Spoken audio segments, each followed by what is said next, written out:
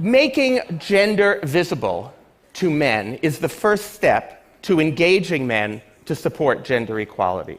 Now, when men first hear about gender equality, when they first start thinking about it, they often think, many men think, well, that's right, that's fair, that's just, that's the ethical imperative.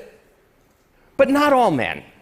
Some men think the lightning bolt goes off and they go, oh my God, yes, gender equality, and they will immediately begin to mansplain to you your oppression.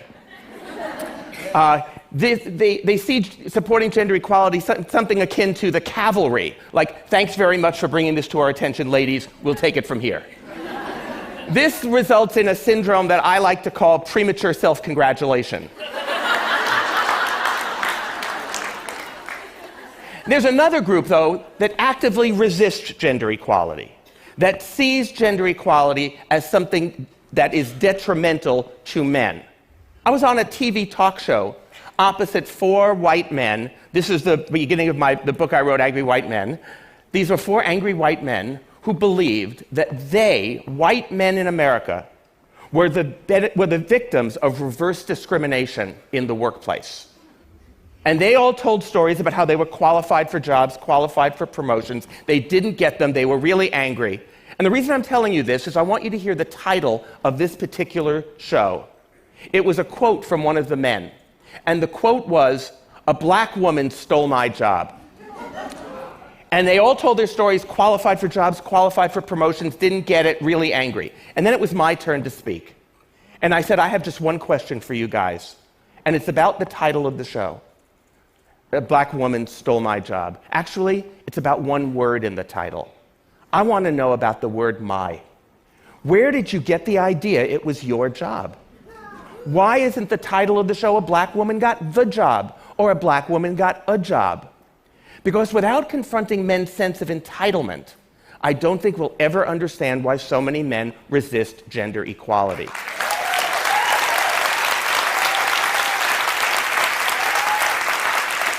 Look, we think this is a level playing field.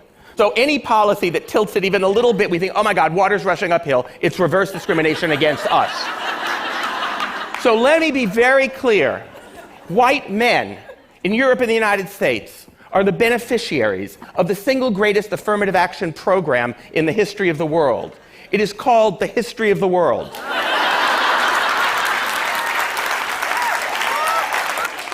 So, now I've established some of the obstacles to engaging men, but why should we support gender equality? Of course, it's fair, it's right, and it's just. But more than that, gender equality is also in our interest as men. If you listen to what men say about what they want in their lives, gender equality is actually a way for us to get the lives we want to live. Gender equality is good for countries. It turns out, according to most studies, it turns out that those countries that are the most gender equal are also the countries that score highest on the happiness scale. And that's not just because they're all in Europe. Even within Europe, those countries that are more gender equal also have the highest levels of happiness. It is also good for companies. Research by Catalyst and others has shown conclusively that the more gender equal companies are, the better it is for workers, the happier their labor force is, they have lower job turnover, they have lower levels of attrition, they have an easier time recruiting, they have higher rates of retention, higher job satisfaction, higher rates of productivity.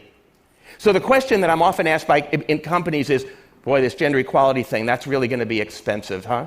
And I say, oh no. In fact, what you have to start calculating is how much gender inequality is already costing you. It is extremely expensive. So it is good for business. And the other thing is, it's good for men.